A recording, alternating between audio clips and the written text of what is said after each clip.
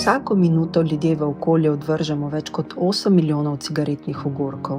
Narejeni so iz plastike in vsak potrebuje do 10 let, da razpade v mikroplastiko, ki ostane v okolju. Ogorki, ki jih odvržemo v kanale, gredo direktno v reke, jezera in morje. Brez filtrov, brez čiščenja. Vsak ogorek vsebuje strupe.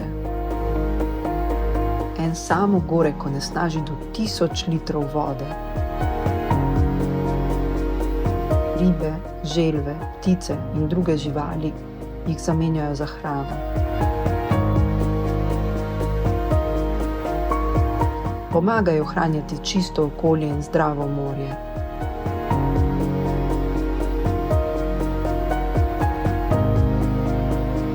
Odnesi svoj ogorek s seboj.